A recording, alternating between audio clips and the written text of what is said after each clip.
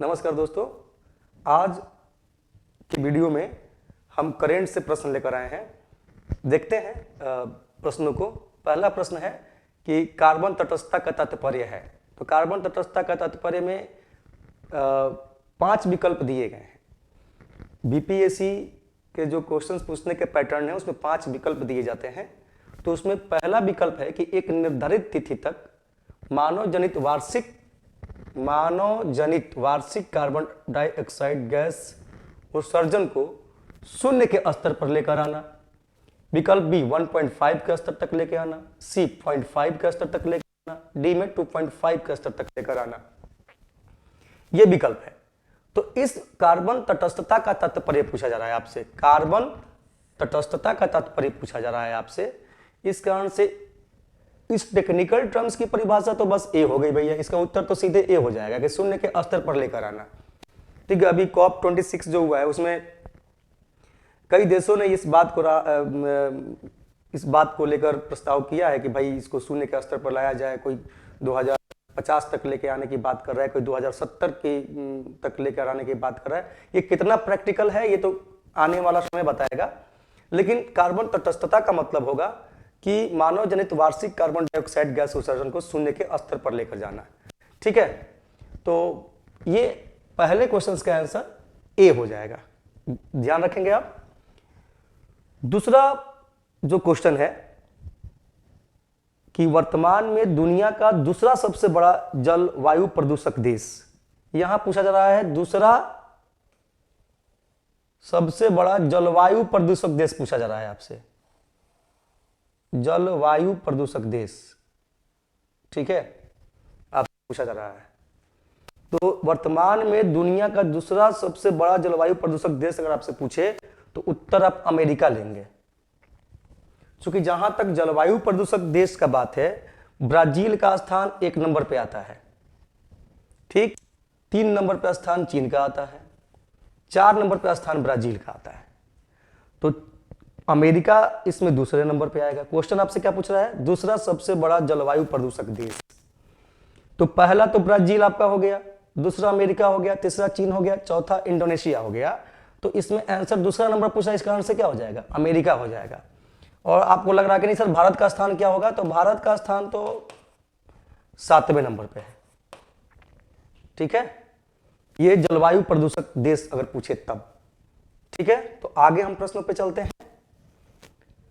आगे प्रश्न पे चले।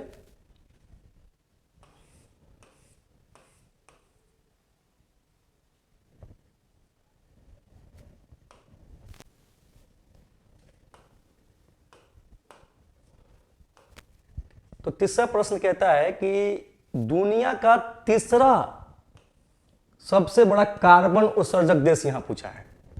इससे पहले वाला क्वेश्चन था जलवायु प्रदूषक, यहां क्वेश्चन पूछ रहा है कार्बन उत्सर्जक देश, तीसरा नंबर का। तो इसमें तो कोई डाउट नहीं है, आपको पता भी है कि पहले स्थान पे चीन है, दूसरे स्थान पे अमेरिका है,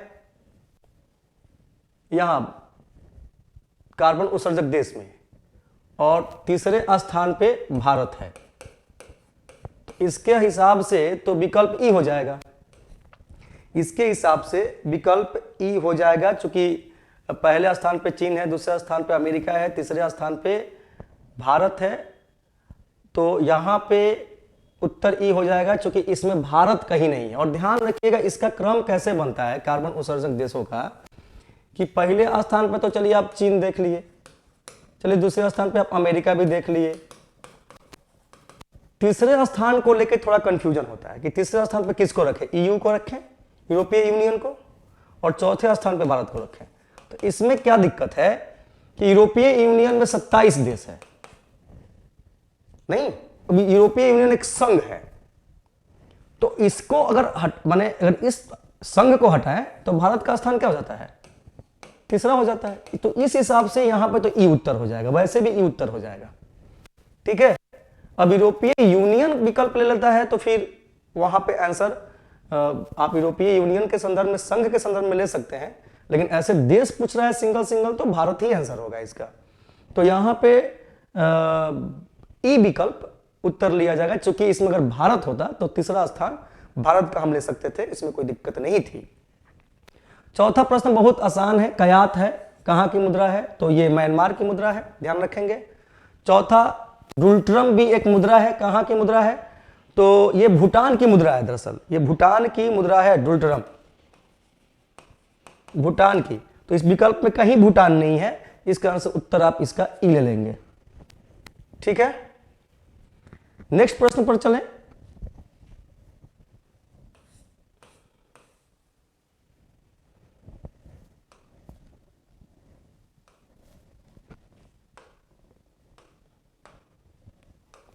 अब देखिए, सूर्य उपनिषद किस वेद से संबंधित है? अब ये प्रश्न पूछने का क्या मतलब है? सूर्य उपनिषद हमने क्यों पूछा प्रश्न?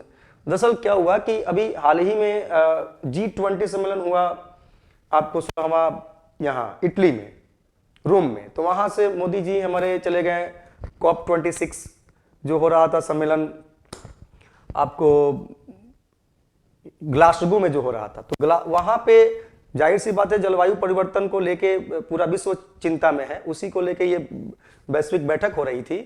तो उसमें उन्होंने कहा कि ऊर्जा का जो बदलता रूप है या फिर ऊर्जा का जो सोर्सेस है, वो सूर्य बहुत बेहतर सोर्स हो सकता है। और उन्होंने अपनी भाषणों में जिक्र करते करते सूर्य उपनिषद का जिक्र कर दिया, सूर्य उपनिषद। तो सूर्य उपनिषद का जिक्र कर दिया, तो उनके जिक्र की वजह से ये प्रश्न हमको पूछना पड़े, यानी कि उनके भाषणों से ये प्रेरित है क्वेश्चन। तो सूर्य उपनिषद किस वेद से संबंधित है? तो उत्तर हो जाएगा इसका डी, अथर्ववेद से संबंधित है।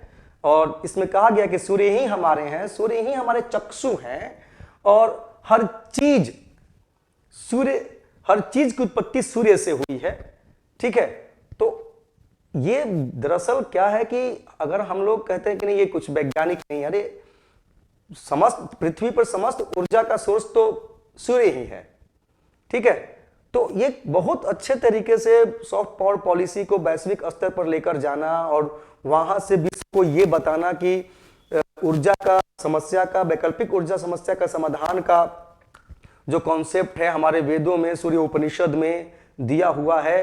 तो हमारे संस्कृतियों में इतनी बहुत सारी ऐसे कॉन्सेप्ट हैं जिसको बाहर लाना या फेमस करना, ये निश्चित रूप से ये छोटी छोटी बात जरूर है, लेकिन वैश्विक स्तर पर ये एक मैसेज दिया जा सकता है यहाँ से कि अगर विश्व इस तरह की कोई भी समस्या में अगर फंसता है, इस तरह की वैश्विक समस्या आती है, तो भारत की संस्कृतियों की तरफ देखना होगा समस्या समाधान के लिए। तो ये एक तरह का एक मैसेज संकेत हो सकता है। खैर, ये अंतर्राष्ट्रीय स्तर की क्या पॉलिटिक्स है, उसमें थोड़ा सा ध्यान रखते हुए सूर्य उपनिषद से मैंने क्वेश्चन पूछ दिया। ठीक है, सूर्य उपनिषद ऊर्जा का एक, सूर्य ऊर्जा का एक महत्वपूर्ण सोर्स है, और जाहिर सी बात है अक्षय ऊर्जा है, और सूर्य में कैपेसिटी है कि सबको इक्वल एनर्जी दे सकता है। ठीक है, और इसी से कनेक्टेड क्वेश्चंस है कि एक विश्व एक सूर्य एक ग्रिड की अवधारणा भारतीय प्रधानमंत्री के द्वारा कब प्रस्तुत की गई? ये एक विश्व के जगह पे एक सूर्य भी हो सकता है, ऐसे भी एक सूर्य एक विश्व एक ग्रिड, तो इसमें कोई दिक्कत नहीं है। एक विश्व एक सूर्य एक ग्रिड की अवधारणा भारतीय प्रधानमंत्री के द्वारा कब दी गई थी? 2018 में दी गई थी। दरअसल एक संगठन है ISA, ठीक है, इंटरनेशनल सोलर एलायंस। ठीक है, इस संगठन का चूंकि निर्माण जो है ये 2015 में ही पेरिस जो जलवायु समझौता हो रहा था उसी के दौरान हुआ था।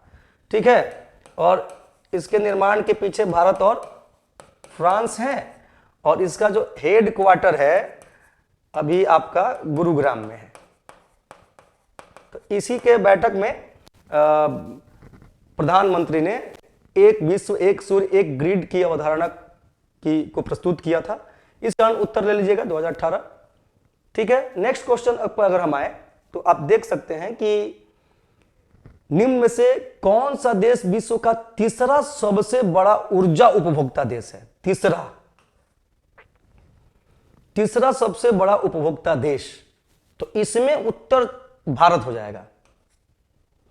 पहला जो उपभोक्ता देश है वो चीन है, दूसरा अमेरिका है, नहीं एकदम कार्बन उत्सर्जन के तौर पे, तीसरा भारत है। ठीक है, अगर हम भारत देश को नहीं EU को रखें तो इसमें भी वही बनता है, कि भैया पहला चीन, दूसरा अमेरिका, तीसरा यूरोपीय यूनियन और चौथा भारत। तो अगर यूरोपीय यूनियन को निकालते हैं तो देश के तौर पे तीसरे नंबर पे भारत आ जाता है। ठीक है, इस कारण यहां उत्तर हम भारत लेंगे। और जो विश्व का तीसरा उपभोक्ता देश हो सकता है ऊर्जा का, है ना, उसका इंपॉर्टेंस कोई भी अंतरराष्ट्रीय ऊर्जा एजेंसी के लिए बहुत महत्वपूर्ण हो सकता है ना, भारत को साथ में लेकर चलने के दृष्टिकोण से। तो इसलिए इसके तर्ज पे आप देखेंगे देखेंगे इसके तर्ज पे, पहले तो आप समझ गए कि निम्न में से कौन सा देश का तीसरा सबसे बड़ा ऊर्जा उपभोक्ता देश है, तो भारत उत्तर लेंगे। अगर आप नेक्स्ट प्रश्न में चले तो इसी से कनेक्टेड प्रश्न है कि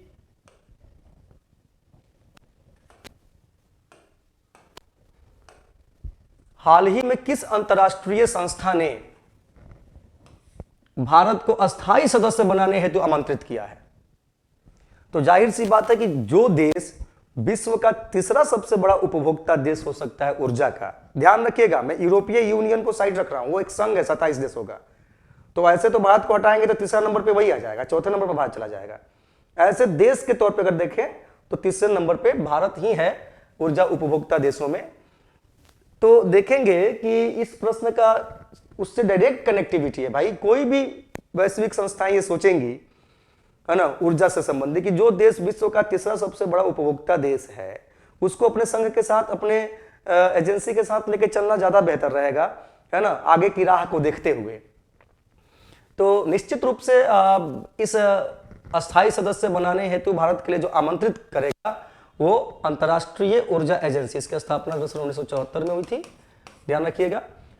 अंतरराष्ट्रीय ऊर्जा एजेंसी ने भारत को आमंत्रित किया है अस्थायी सदस्य बनने के लिए, ध्यान रखेंगे, है ना। इसके पीछे इसकी ये सोच है कि भारत भाई तीसरा दुनिया का उपभोक्ता देश है ऊर्जा का, तो इसको अपने एजेंसी से जोड़ा जाए। नेक्स्ट क्वेश्चन है G20 शिखर सम्मेलन 2021 हाल ही में कहां आयोजित किया गया? तो भैया ये कहां आयोजित? इटली में। G20 इटली में, इटली के रोम में, ठीक है। ये G20 शिखर सम्मेलन 2021 जो है आपका 16 नंबर का है, और जो 17 नंबर का G20 होने वाला है वो होने वाला है इंडोनेशिया में, ध्यान रखेंगे, 2022 में। ये 10 क्वेश्चंस आपके सामने मैंने प्रेजेंट कर दिया है, इस पे आप एनालिसिस कीजिएगा, ठीक है। इससे जुड़े हुए प्रश्न आपको बीपीएससी में पूछे जा सकते हैं, ठीक है। बाकी प्रश्नों के साथ फुर्सत मिलता है तो मिलते हैं आपसे, ठीक है। Thank you.